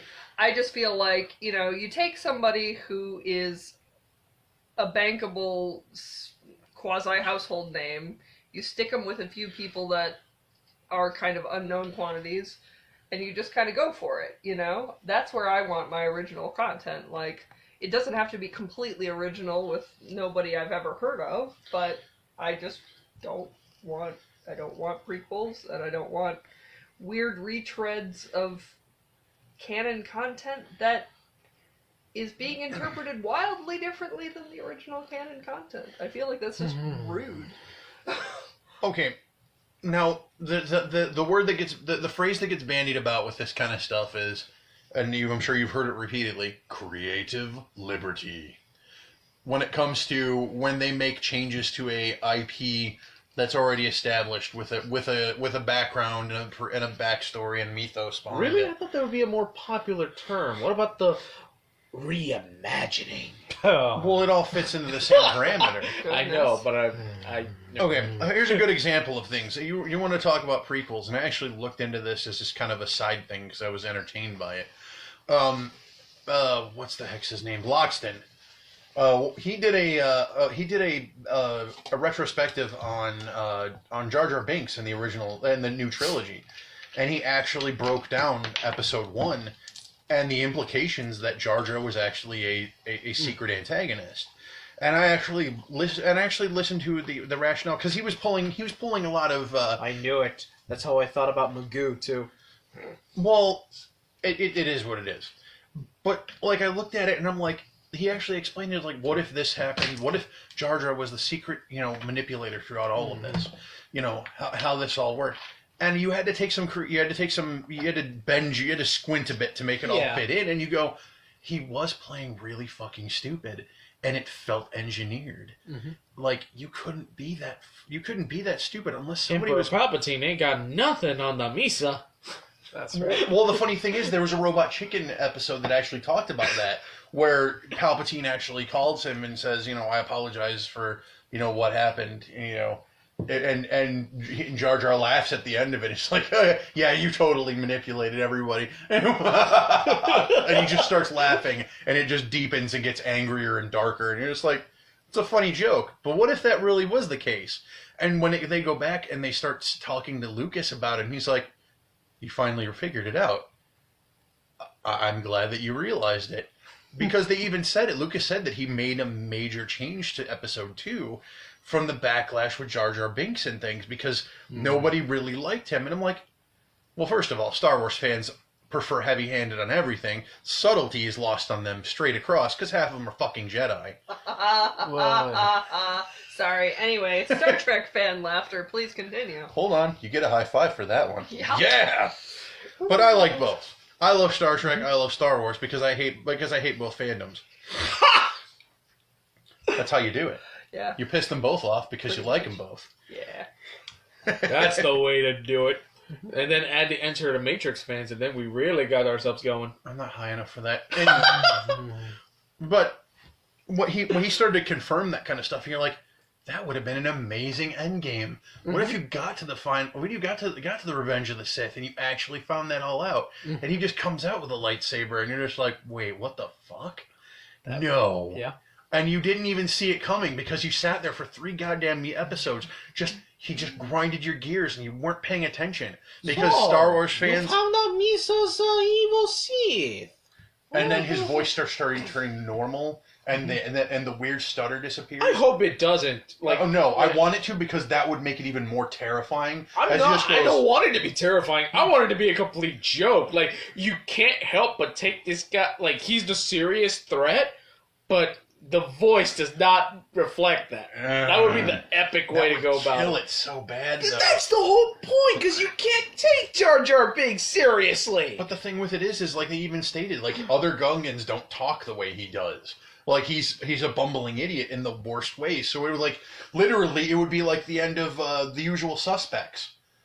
You remember that movie, right? Yes. And he starts stumbling around, and then he starts walking normally, and his voice starts going. It's more dark and more baritone. And he's like, "Oh no, you thought Palpatine was in charge of this?"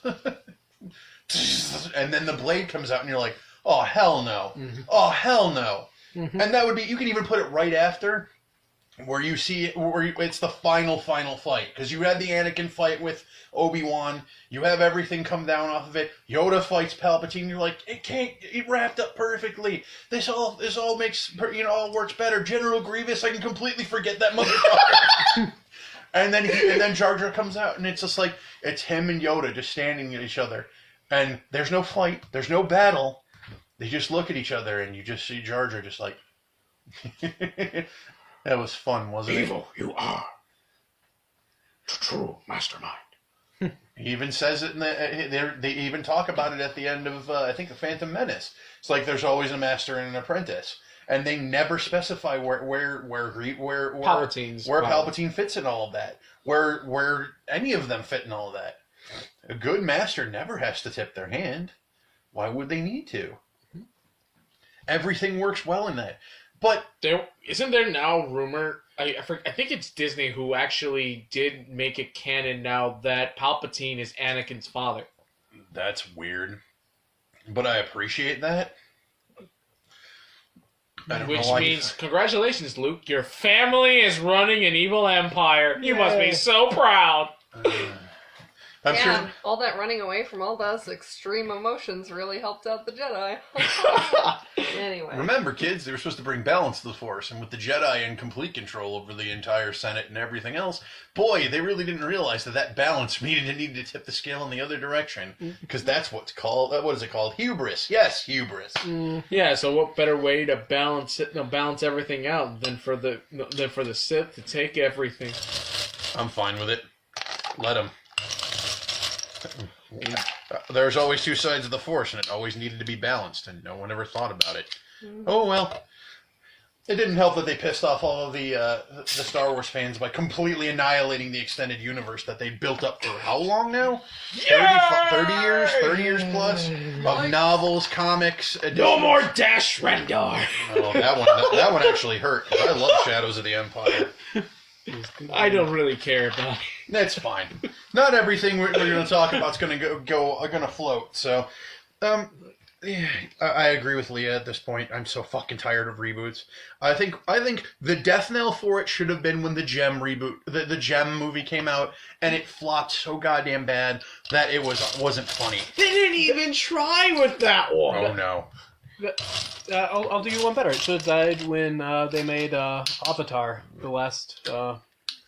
Oh my! No, that's a reimagining, not a remake. It's still horrifying. There's a certain lotus light that's circling the room, and we say there was no movie made from our show. Actually, I could agree with that. On the Avatar. Avatar? Look, I get what he was trying to do. He was trying to pronounce it based on actual Chinese, so technically the correct pronunciation would be Ang. The problem is that the setting wasn't fucking China. No, it was supposed to be a mythical world that was completely separate of that, using a style. Yes, a style akin to the ancient feudal China, but that's not. But apparently, he didn't get that fucking memo. No, I don't think. If you don't make the good guys China, how can you make the bad guys India? I don't know. Even better. How the hell do you have both Chinese and an Indian relative at the same time? I don't know. When you're yourself white. How can Tommy Wiseau be the most endearing person on the internet right now? Nothing makes sense. I'd still buy his underwear, and I'd buy a signed copy of his fucking movie because it's funny as shit. Some things are just bad. Then there are things that are quality bad, and then there are things that are mythologically bad. That's how I'm gonna feel about Detective Pikachu. It's not gonna be good, but it'll be just bad enough for me to find it amazing. It is a popcorn flick. I'm going to see it, preferably in a group of people. If y'all want to go, we're all going to go see Detective Pikachu. I would Might be as- down for that. Might as well. Yeah. You in? Oh yeah. She's so excited about it. Too. I There's appreciate- there's this whole like I'm in by marriage face that I have going on right now for you current listeners. I look at her. There's this glyph that glows in your forehead. Yes, I'm going. Pretty much. Is that the realistic rendering of Pikachu with like a hat or something? Yep, but it's voiced by Ryan Reynolds. Alright, sure. Does not compute. I don't get it. I don't Nothing get that it. makes sense, but it's a thing that's happening. Well, probably. we Here's might the as most popular comedian at the moment. He We can might as continue well being let that way. it be a thing that happens. It's a thing you can do. Ha! It sure is. And I'm kind of tired of them too. I can't. Anybody who lies to themselves and says, "No, the Michael Bay Ninja Turtles are great." Those individuals, like when they say it, they should start bleeding from every orifice because clearly they're being brainwashed, or they're insane. I think they need to be eaten by James Avery. Whatever you gotta do. I mean, Michael Bay got away with so many Transformers movies. It's moderately upsetting. Remember, kids, it doesn't have to target you. It just has to target the normies. And if the normies will pay the money for it, the movies keep coming. Yeah, my roommates are get pissed off about how horrible some of the Marvel and DC movies come out as of recent years, and I'm like, dude, they're not for you. They're for the filthy casuals. I actually like all the Marvel movies. Apparently, I'm a casual.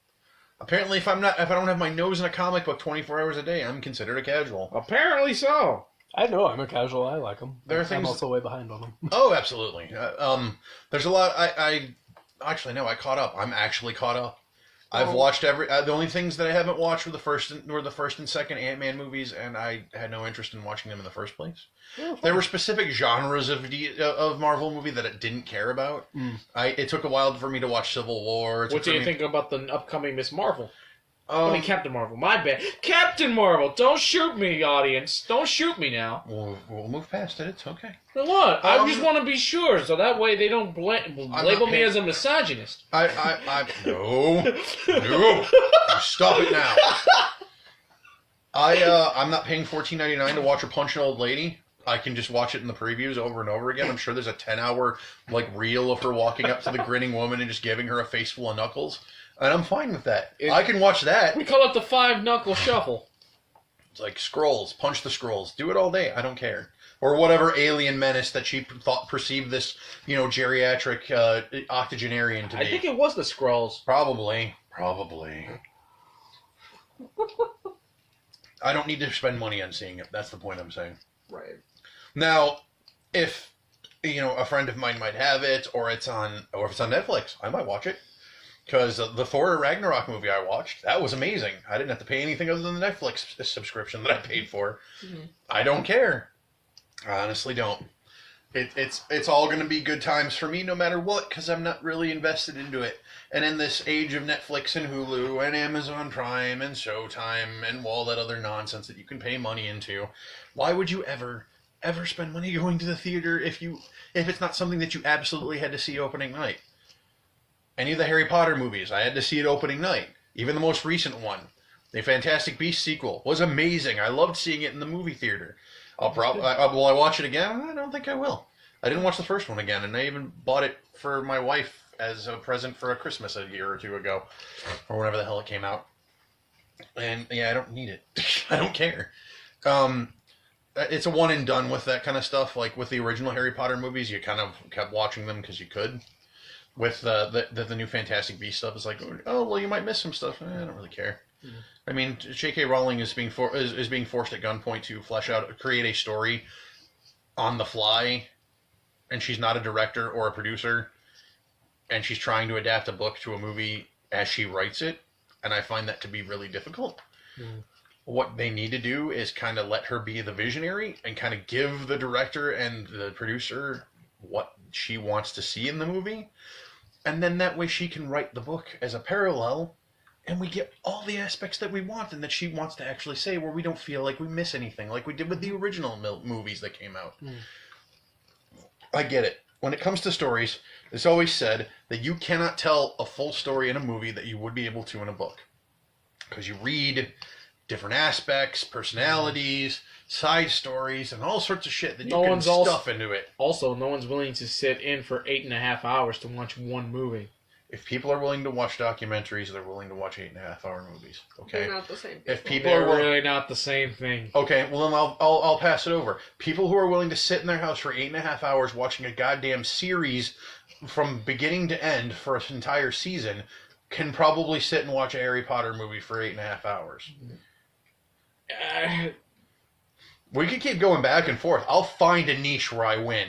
There's enough insane people in this world where I can do it. Look, there you go. That would be it. There are people insane enough in the world to do so, but the whole 8 hours of episodes of TV series, most people don't see it as a one and done deal. It's just they just watch it each individually, so it doesn't feel the same to them. True. I agree. But the insanity, yes, there are people enough insane in this world to do it. I will not. There is no denying that. If the term binge watching hadn't become a fucking thing in the past 8 years, I wouldn't make the statement.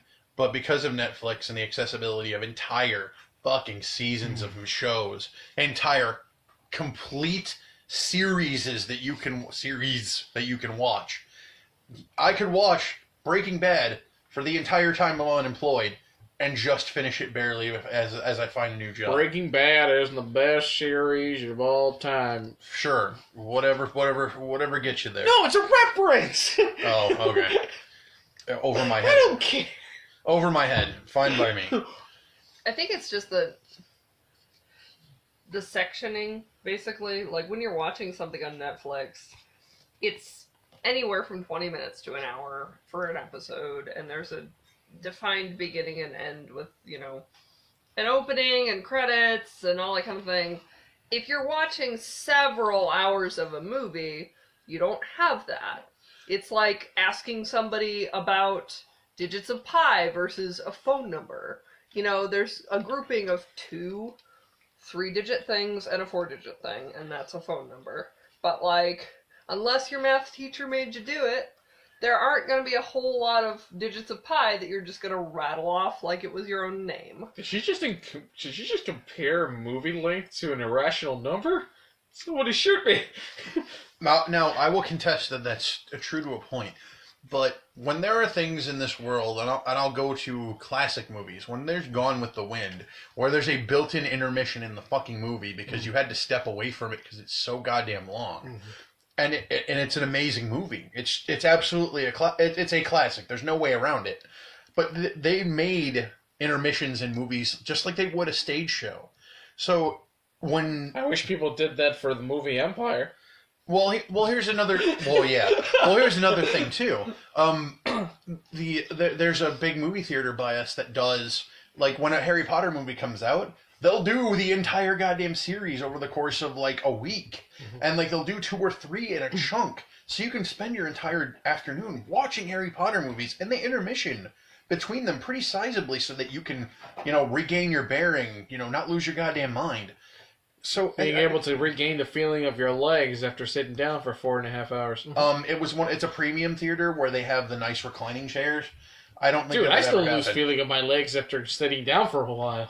Well, ridiculous. I mean, it's called atrophy for a reason. So yeah, it can go either way. I do agree with you to a point. You do kind of have to have the stamina for that kind of stuff, but for every 2 people are like, I can barely sit in a movie for 2.5 hours. There's a person who goes, I'm going to watch the first season of One Punch Man again. It can go either way. At least One Punch Man is mildly entertaining for as ridiculous as the setup is. I appreciate it for its ridiculous setup. Mm-hmm. My roommate was just watching My Hero Academia before I showed up, and I can't believe there is an old man that I swear to God has a costume that makes him look like Mega Man in his old age. Yep. Excellent. Yep. Need to get Didn't to you that tell show. him you're allergic to nuts? My Hero Macadamia. Anyway, sorry. Had to. No, it's called Green Naruto. Oh, boo. Really? I would have thought Hatless One Piece. Hatless One Piece. There's so I many. can appreciate that. There's so many ways you can bounce that because it's anime and you can make fun of anime all day. Damn And right. and no, people who make fun of anime, people who love anime, they go hand in hand. It's true. It's very true. Yeah. We can all laugh and point at weebs and then watch anime on our phones. Uh-huh. It's called hypocrisy for a reason, folks. Yeah. You live it. You live it. You taste it. The one But time can I'll you feel that. truly can you truly enjoy something if you can't also point out the flaws? I mean, let's be real. Okay. I It think holds it's a the wonderful content thing to and do the so. fandom. I think it's wonderful. That's why I love. That's why I love YouTube channels like CinemaSins, because they tend to criticize movies, even though they love them. The problem with it with CinemaSins is they look for such banal bullshit to make fun of. Like, if it was something that they were making fun of structurally in the movie, it's fine. But it's just like they go off and find this one-off thing that no one gives a shit about, and they bring it up, and they're like, and I'm like, I'll take meh for 100, Bob. I'm not really willing to put the money on that one, barely willing to put the time in. Right? Right. But maybe that's his shtick. I don't care. That is I've the watched- shtick, and that's perfectly fine. I've watched- It's only meant to take minor jabs. It's not meant to make critical analysis of the game of the movies. The problem with the minor jab is you're supposed to make damage to the thing you're striking. Unfortunately, he barely makes a dent in half the shit he does.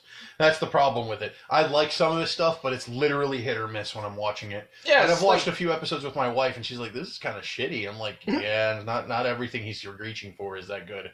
When it's something where it's like gold, or he goes for a Ninja Turtles movie, or he goes one of the new Ninja Turtles movies, or he went for Avatar, or he went for some of the movies that literally are there for you to rip apart because they suck so bad, then it's okay. But when he's squinting for the little things, it's not gonna. You're not gonna get the value. Now, the how it should have ended, YouTube.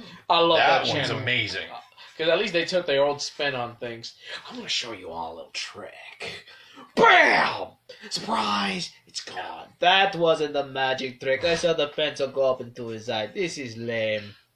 That's fine. Or, presenting Elsa to Professor Xavier. I died. I was just like, yes, please. Like, this would have been so much better. And that's how she became Emma Frost, ladies and gentlemen. Oh, let it go, Orlando. Let it go. That's fine. I don't feel bad about it. With our mutual friend, between you and me, we could probably make her go into psychosis with how much we can make fun of that movie. I'm Batman. I'm a We Mario. could. We should. I'm Batman. I I'm feel a like Mario. everything that achieves that level of popularity sinks very quickly into an area where everybody kinda hates it. And, like, Oh, for hey, you to day be that one. person standing on the roof, like, just trying to slice arrows in half, it just, it can only last for so long, and I'm not sorry. No, it's a shelf life thing, and honestly, that's with anything in pop culture. There's going to be a point when it's going to lose its appeal. I think that's I think that might be the reason why reboots and remakes are a thing. And I think that's a poison that's going to consume us all in the future. Yeah. It's fine. That is the risk of pop culture now, isn't it? Mm-hmm. Yeah. Yes, but that was the very thing we were complaining about to begin with.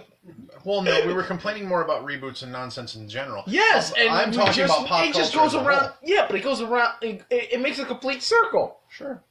And in the It middle goes a is full circle. and in the middle is a middle finger, just pointing at all the people who keep spending money on this bullshit. I mean, again, when you're in a niche or you're in a group that's specifically being targeted with pop culture, you're being hosed by it like terrible suds of dank and sadness. It's never gonna hit. It's like, we're making a Ninja Turtles movie. Maybe some of the Ninja Turtles fans will like it. Pretty sure you're just pissing in their eye. You can keep telling them it's the rain. It's not. Now, the people behind them who are watching it who aren't Ninja Turtles fans, they're going to say it's a lovely rainstorm because they don't know any better. Yeah, And like it's some of fine. that stuff would be fine if you just take the name off it. Like I liked the new Star Trek movies. They weren't very Star Trekky, but if you ignore the Right. Star Trek name on them, they're fine. It's just a sci-fi movie. Right. But again, when you have to blur your vision so bad, where it's just like, I think That's how I feel about something like that. old Atari 2600 games. Oh. I want to believe it's Star Wars. Those are inherently built in where you have to have an imagination on the front side. Because apparently 70s and 80s people had better imaginations than we do. I don't even know at this point. Looking at DeviantArt, you might not be wrong on that one. Mm-hmm. We'll go with that. Now, what are you doing, Orlando? I just had to restart my phone. Oh, well, good for you. And it just started beeping like crazy. Sure. We'll go Because with it likes to make a fucking grand entrance. that. Yeah. Ta-da. All right, so I believe we've touched base with everything here. Anybody have any further gripes before we end this horrifying nightmare? Nah, I'm good. 2018 can die with a whimper, not a bang. We're all fine with it. It never had a chance to die with a bang. There's certainly a lot of whimpering. Well, that's the end of this podcast. We were glad you joined us, whoever actually stayed in the room after we started screaming like banshees. To those who follow us, or will be following us, because this will be our 4th episode, we are on Podbean. Just look for the Angry Roundtable Podcast, I believe it's what it's called. We will post links on Twitter. We'll do a whole bunch of the usual rounds. For myself, there is actually a Twitter handle. I believe it's at the Angry Wargamer. You can direct your questions, comments, insults at that particular Twitter account. The individual will be delighted to break a bottle over your head, because it's the spiritual creator of this nightmare named Jason, and he doesn't care. Anybody else here, they're willing, if they have Twitter accounts, they can pass them over. If they don't want to, they can remain nameless until we drag them screaming back into this again. It's up to you guys. I had a Twitter. I made 2 tweets and then it was taken over by Russian hackers, so won't do anybody much good. Living the dream. I love it. I know Orlando doesn't have a Twitter. Good for him. Yay for nonconformity! He does, in fact, have a Facebook, but that's up to him if he wants to give it out. Fuck! That's your fault, not ours. I only did it because I had to graduate from high school. True. And they're all like, you should have a Facebook in case if you want to talk to your old high school friends. I talked to a total of 1. At least you got the one. That's how they get you. My Twitter handle is at... Oh, I'm sorry, it's not at. It's just Punk Toast. Punk Toast is my Twitter handle. If you wish to contact me that way, you go right ahead. I'm sure I'm wandering around the Twitterverse occasionally. I do that. By occasionally, I mean I'm like on there all the fucking time. We will have this on Podbean, and now there's a new feature. Not only will we have it on Podbean, but it will immediately be on YouTube afterwards. So we've covered both of our bases thanks to Podbean. They have actually acquired a feature that allows things to immediately upload onto your YouTube account if you connect it to your actual Podbean account. So you won't hear me complain about that. Yeah. With that being said, I will go around the room. Everyone, have a lovely evening.